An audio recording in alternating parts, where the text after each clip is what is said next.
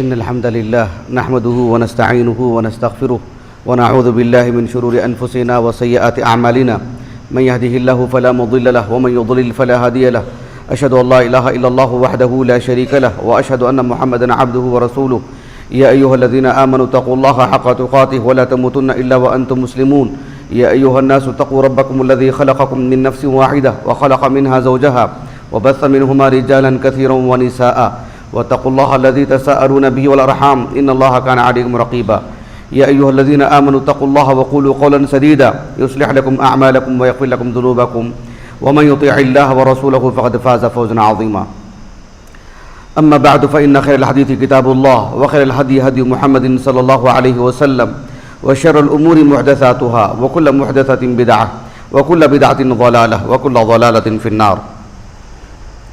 حاضرین جمعہ اور پردہ نشین خواتین اسلام، اللہ سبحانہ و تعالیٰ نے اس دنیا کو ایک مرد اور ایک عورت سے بسائے ہیں، یہ ہم سب جانتے ہیں۔ اللہ سبحانہ و تعالیٰ نے جس طرح سے اس دنیا کو ایک مرد اور عورت سے بسائے ہیں، ویسے ہی دنیا کا ہر گھر ایک عورت اور مرد سے بستا ہے۔ اللہ سبحانہ و تعالیٰ نے جو گھر کی اندرونی ذمہ داریاں ہیں وہ عورت کے حوالے کی ہیں، اور خارجی ذمہ داریاں، باہر کی ذمہ داریاں اللہ رب العالمین نے مردوں کے حوالے کیے ہیں۔ یہ دونوں باتیں اللہ رب العالمین نے سورۃ النساء میں بیان فرمائی۔ انسان کی زندگی کا آغاز مرد اور عورت سے ہوا ہے، یہ آپ نے خطبۃ الحاجہ میں اس آیت کریمہ کو آپ نے سنا جو سورۃ النساء کی پہلی آیت کریمہ ہے۔ رہا ذمہ داریوں کا معاملہ، اللہ تعالیٰ نے اسی صورت میں بیان فرمایا، الرجال قوامون علی النساء بما فضل اللہ به بعضهم علی بعض وبما انفقوا من اموالهم فالصالحات قانتات حافظات للغیب بما حفظ اللہ۔ اس آیت کریمہ کا جو آغاز ہے، اس میں اللہ رب العالمین نے مردوں کی کیا فضیلت ہے اور مردوں کی کیا ذمہ داری ہے اس کو اللہ تعالیٰ نے بیان فرمایا کہ ان کا معاملہ باہر کا ہے، وہ کسب ان کا معاملہ ہے، اندرونی معاملہ وہ خواتین کا معاملہ ہے۔ مجھے مرد اور عورت کی ذمہ داریوں پر گفتگو کرنی نہیں ہے، آج کے اس خطبہ جمعہ میں مجھے یہ بتانا ہے کہ ہمارے گھر کی خواتین وہ گھر سے متعلق بہت سارے کام انجام دیتے ہیں، گھر کی صفائی کا معاملہ ہو، پکانے کا معاملہ ہو، اور بھی بہت سارے دیگر امور ہیں، لیکن خصوصیت کے ساتھ رمضان کے مہینے میں خواتین کی جو خدمت ہوتی ہے وہ قابل دید ہوتی ہے، اور ایک طرح سے ترس بھی آتا ہے۔ سحری تیار کرنا، افطار سے متعلق بھاگ دوڑ کرنا، صبح شام ان کے لیے کام ہی کام رہتا ہے، خود ان کا اپنا آرام ہے، ان کی اپنی عبادتیں ہیں۔ عورتوں میں عبادتوں کا شوق بھی بہت ہوتا ہے، خصوصیت کے ساتھ قرآن مجید کی تلاوت کو لے کر، فرائض کے علاوہ نوافل سے متعلق، پھر ذکر و اذکار بھی۔ اور گھر میں ایسے بہت سارے افراد ہوتے ہیں، گھر گھر میں بزرگ افراد ہوتے ہیں، دیگر افراد ہوتے ہیں جو شرعی عذر کی وجہ سے روزہ نہیں رکھ پاتے، ان کے لیے بھی پکانا رہتا ہے، ان کے لیے بھی کام کاج کرنا رہتا ہے۔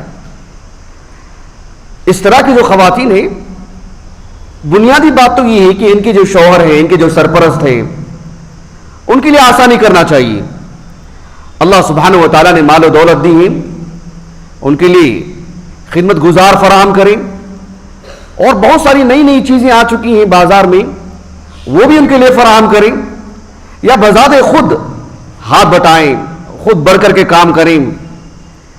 میں ایک متوسط گھرانے کی جو بات ہوتی ہے وہ میں آج کے اس خطبے میں رکھنے کی کوشش کر رہا ہوں۔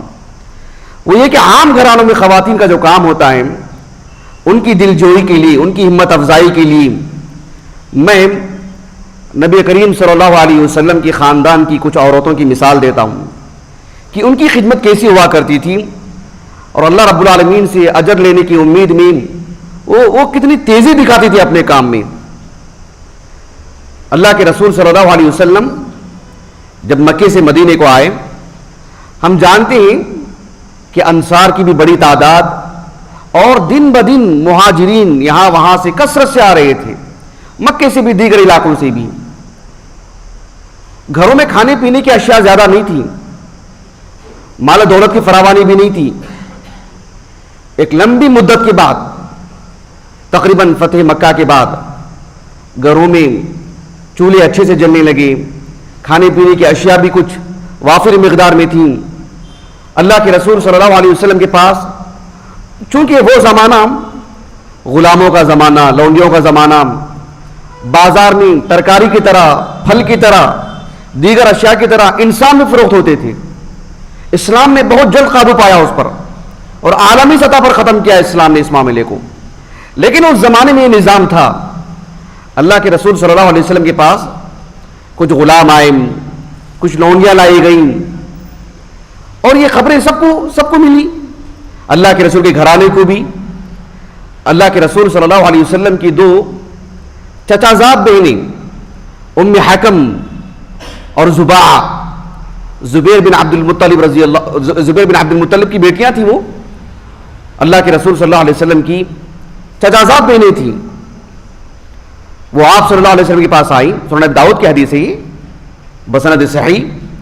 وہ اللہ کے رسول کے پاس آئیں اور آ کر کے کہا کہ اللہ کے رسول، ہمیں خبر ملی ہے کہ آپ کے پاس کچھ غلام اور لونڈیاں وغیرہ آئی ہیں. ہمیں گھریلو کام کرتے کرتے ہمارے جو ہاتھ اور ہماری جسمانی جو تھکان ہے، اس مناسبت سے آپ ہمیں بھی ایک آدھ غلام دے دیجئے گھر کے کام کاج کے لیے. اللہ کے رسول صلی اللہ علیہ وسلم نے فرمایا، سبقکن یتامی بدر. جو بدری صحابہ ہیں، جو صحابہ بدر میں شہید ہوئے، ان کی جو آل اولاد ہیں، یتیم ہیں، ہم نے ان کی دل جوئی کے لیے سب دے دیے ہیں، ان کی ضرورت کے لیے دے دیے ہیں. تمہارے کے لیے کچھ بچا ہی نہیں ہے، تم اب آئے ہو.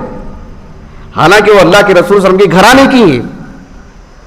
عمومی طور پر یہ عام بات نہیں ہے، خطبے میں کھڑے ہو کر کے کہنا بہت آسان ہے، لیکن نجی زندگی میں، عام زندگی میں کچھ منصب مل جائے، عہدہ مل جائے، سیاست میں کوئی آدمی قدم رکھے، ضروریات سب سے پہلے شخص اپنے گھر کی پوری کرتا ہے. سید الاولین، سید المتقین رسول اللہ صلی اللہ علیہ وسلم، آپ نے سید المرسلین رسول اللہ صلی اللہ علیہ وسلم، آپ صلی اللہ علیہ وسلم نے اپنے گھر والوں پر، عام ضرورت مندوں کو آپ نے فوقیت دی. لیکن اپنے گھر والوں کی تربیت کیسی کی آپ نے؟ آپ صلی اللہ علیہ وسلم نے ان لوگوں سے کہا، اپنی بہنوں سے کہا کہ لیکن سأدلکن علی خیر، میں ایک ایسی بھلائی کی طرف تمہاری رہنمائی کروں گا جس چیز کی طلب میں تم میرے پاس آئے ہو، اس سے بہتر چیز میں تمہیں دوں گا. وہ چیز کیا ہے؟ ایک ذکر بتایا اللہ کے رسول نے صلی اللہ علیہ وسلم. جس ماحول میں ہم جی رہے ہیں نا، ہمارے سر میں درد ہو، بدن میں درد ہو، پیٹ میں درد ہو، نیند نہیں آتی ہو، ہمارا کل اعتماد دواؤں پر ہے.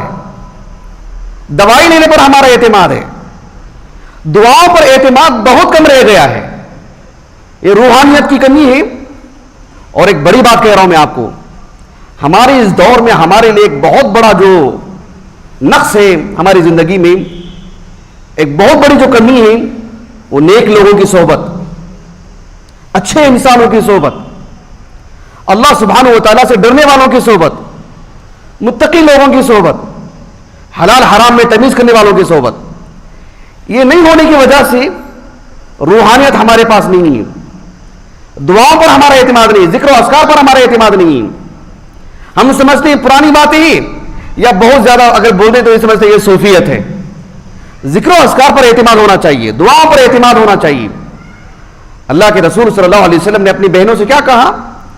کہا کہ کبرنا علی اثر کل صلاۃ 33 تکبیرہ و33 تسبیحہ و33 تحمیدہ. اللہ کے رسول صلی اللہ علیہ وسلم نے کہا کہ ہر نماز کے بعد یعنی فرض نماز کے بعد 33 مرتبہ سبحان اللہ، 33 مرتبہ الحمدللہ اور 33 مرتبہ اللہ اکبر کہو. اور لا الہ الا اللہ وحدہ لا شریک لہ لہ الملک و لہ الحمد وہو علی کل شیء قدیر. 100 پورا کرنے کے لیے یہ کہہ دیں. یہ سنن ابی داؤد کی حدیث ہے بسند صحیح، شیخ البانی نے صحیح کہا ہے. رحمہ اللہ. کہنے کا مقصود یہ ہے کہ بہنوں نے طلب کیا کی تھی کہ ہمیں خادم کی ضرورت ہے ہمارے کام کاج کے لیے.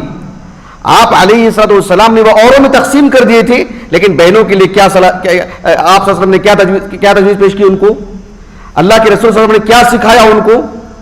یہ ہماری خواتین کے لیے بہت بڑی بات ہے. ہمارے گھر کے جو سرپرست افراد ہیں, ہماری خواتین کے جو شوہر ہیں, اگر وہ ان کے لیے خادم اور خادمہ فراہم نہیں کر سکتے, ان کے لیے دیگر چیزیں فراہم نہیں کر سکتے, وہ اللہ سبحانہ و تعالیٰ کی خاطر کام کریں جو پہلے سے کرتے آ رہے ہیں. میں نے بطور نمونہ یہ مثال پیش کی ہے. خود رسول اللہ صلی اللہ علیہ وسلم کی صاحبزادی فاطمہ رضی اللہ عنہا, ان سے متعلق بھی اس طرح کا واقعہ ملتا ہے جو متفق علیہ حدیث مذکور ہے. صحیح مسلم میں بھی حدیث موجود ہے اور صحیح بخاری میں یہ حدیث کئی جگہ پر ہے. امام بخاری رحمہ اللہ نے کتاب النفقات اس میں بھی اس حدیث کو لائے ہیں اور باب قائم کیا کہ باب عمل المرأة فی بیت زوجہا, عورت کا اپنے شوہر کے گھر میں کام کاج کرنا. اس باب کو قائم کر کے امام بخاری رحمہ اللہ نے ایک حدیث لے کر کے آئے ہیں. علی بن ابی طالب رضی اللہ عنہ کہتے ہیں کہ جب اللہ کے رسول صلی اللہ علیہ وسلم کے پاس غلام آئے, لونڈیاں آئیں اور آپ لوگوں میں تقسیم کر رہے تھے, علی بن ابی طالب رضی اللہ عنہ انہوں نے اپنی بیوی فاطمہ سے کہا کہ وہ جائیں اللہ کے رسول کے پاس اور فریاد کریں اور ایک خادمہ اپنے لیے بھی لے کر کے آ جائیں. فاطمہ رضی اللہ عنہ گئیں. جب گھر میں گئیں اللہ کے رسول کے, تو آپ صلی اللہ علیہ وسلم گھر میں موجود نہیں تھے. ام المؤمنین عائشہ رضی اللہ عنہ تھی. فاطمہ رضی اللہ عنہ لوٹ کر کے واپس نہیں آئیں, بلکہ اپنی ضرورت, اپنی طلب عائشہ رضی اللہ عنہ کے پاس پیش کر کے آئیں کہ جب اللہ کے رسول آئیں تو آپ ان کو خبر کر دیں. ذرا غور کیجیے آپ, فاطمہ رضی اللہ عنہ اور ازواج مطہرات خصوصاً ام المؤمنین عائشہ رضی اللہ عنہ میں کس قدر آپسی محبت تھی. میں نے اس سلسلے میں کچھ مواد جمع کر کے رکھا ہوں میں کہ فاطمہ رضی اللہ عنہ اور ام المؤمنین عائشہ رضی اللہ عنہ کی آپسی محبت کیسی تھی, ایک دوسرے کی قدر کیسے کرتے تھے, منصب کی قدر بھی, مقام کی قدر, فضیلتوں کی قدر اور علم کی قدر بھی کیسی تھی ان کی, کسی مناسبت سے پیش کروں گا انشاءاللہ. عائشہ رضی اللہ عنہ کو سنا کر کے آ گئی. اللہ کے رسول صلی اللہ علیہ وسلم اپنے کام سے فارغ ہو کر کے گھر آئے. عائشہ رضی اللہ عنہ نے خبر دی کہ فاطمہ آئی تھی, انہوں نے یہ اپنی طلب پیش کی ہے. اللہ کے رسول صلی اللہ علیہ وسلم فوراً گھر گئے فاطمہ رضی اللہ عنہ کے. علی بن ابی طالب رضی اللہ عنہ کہتے ہیں کہ فجاءنا قد اخذنا مواجعنا, آپ صلی اللہ علیہ وسلم ہمارے گھر اس وقت آئے جب ہم اپنے بستروں پر تھے, ہم لیٹ چکے تھے. اللہ کے رسول گھر کے اندر آئے اور ہم فرط محبت میں کہ اللہ کے رسول گھر آئے ہیں, ہم دروازے کے پاس جانا چاہیں, فنذهب نقوم, اللہ کے رسول کے پاس جانا چاہے. آپ صلی اللہ علیہ وسلم نے فرمایا کہ مکانکما, لیٹے رہو, اپنی جگہ پر رہو. آپ صلی اللہ علیہ وسلم ان دونوں کے درمیان آ کر کے بیٹھ گئے. علی بن ابی طالب رضی اللہ عنہ کہتے ہیں کہ فجاءنا فقعد بینی وبینها حتى وجدت برد قدمیہ علی بطنی. آپ صلی اللہ علیہ وسلم آئے اور میرے اور فاطمہ کے درمیان بیٹھ گئے, ہم دونوں لیٹے ہوئے ہیں اور اللہ کے رسول صلی اللہ علیہ وسلم کا قدم مبارک میرے پیٹ کو لگ رہا تھا اور اس کی ٹھنڈک بھی میں محسوس کر رہا تھا. آپ صلی اللہ علیہ وسلم ہم دونوں کے درمیان بیٹھے اور ہم سے کہا الا ادلکما علی خیر مما سألتما, جس چیز کی تمہیں طلب ہو رہی ہے, ایک خادم کی ضرورت ہو رہی ہے, ایک خادمہ کی ضرورت ہو رہی ہے, اس سے بہتر چیز کی طرف رہنمائی نہ کر دوں. آپ صلی اللہ علیہ وسلم نے فرمایا کہ جب تم سارے کام سے فارغ ہو جاؤ, اذا اخذتما مضجعکما, اور تمہارے بستر پر آ جاؤ, جب لیٹنے کا وقت ہو تو کہا کہ فسبحا 33, 33 مرتبہ سبحان اللہ کہو, وحمدا 33, اور 33 مرتبہ الحمدللہ کہو, وکبرا 34, اور 34 مرتبہ 30 پر 4 مرتبہ اللہ اکبر کہیں. اللہ کے رسول صلی اللہ علیہ وسلم نے فرمایا فَهُوَ خَيْرٌ لَكُمَا مِنْ خَادِمٍ، یہ تمہارے لیے خادم سے بہتر ہے. بھلا بتائیے اللہ کے رسول صلی اللہ علیہ وسلم نے جو بات بیان فرمائی، ظاہر بات یہ فاطمہ اور علی کے لیے خاص نہیں رضی اللہ عنہما، یہ میرے اور آپ کے لیے بھی یقین کی بات ہے. یقین مانیے، ہم جب اپنے کام کاج سے بالکل تھکے ماندے گھر آئیں گے اور ہمارے لیے کوئی پیر دبانے والا نہیں ہوگا، سر دبانے والا نہیں ہوگا، بدن دبانے والا نہیں ہوگا، گھر میں کوئی ایسے آلات نہیں ہوں گے جو ہمارے پیر دبا دیں جس سے ہمارا پیر کا درد ختم ہو جائے. یقین رکھیے، پڑھیے 33 مرتبہ سبحان اللہ، 33 مرتبہ الحمدللہ، 34 مرتبہ اللہ اکبر. یہ اللہ سبحانہ و تعالیٰ کی باتوں پر یقین ہونا چاہیے، نبی کی باتوں پر یقین ہونا چاہیے. پڑھیں گے یقین جو ہے اس پر اللہ سبحانہ و تعالیٰ سے اجر بھی ملے گا اور ڈر بھی کم ہوگا. یقین مانیے. امام بخاری رحمہ اللہ کہتے ہیں اپنی الجامع الصحیح کی کتاب فرض الخمس میں کہ آپ صلی اللہ علیہ وسلم یتیموں کو، بیواؤں کو ان کی ضرورتیں پوری فرمائیں اور اپنی بیٹی کو اس طرح کے آپ نے کلمات سکھائے. اور فاطمہ رضی اللہ عنہا ہے کہ اس پر اللہ سبحانہ و تعالیٰ کے لیے راضی ہو گئی، اس پر اللہ رب العالمین کے لیے راضی ہو گئی. اور علی بن ابی طالب رضی اللہ عنہ کہتے ہیں میں نے زندگی میں کبھی یہ ذکر ترک نہیں کیا. میں نے آپ کے ایک شاگرد نے آپ سے پوچھا صفین کی رات بھی اتنی تکان، اتنی پریشانی کی جو راتیں گزری ہیں، اس میں بھی آپ نے یہ پڑھ کر کے ہی کام نکالی ہی؟ کہا کہ ہاں اس میں بھی، اس وقت بھی میں نے یہی پڑھی ہے صفین کی رات بھی. میں نے وہاں پر کسی خادم کا جو استعمال نہیں کیا، میں نے اس وقت میں نے یہی ذکر پڑھا ہے. ہمارے گھرانے میں خواتین کی جو محنتیں ہیں، جو مشقتیں ہیں، جو کام کاج کرتے ہیں، سبحان اللہ، اسے دیکھنے کے لیے 4 آنکھیں چاہیے، سچ مچ کا ایک مضبوط دل چاہیے.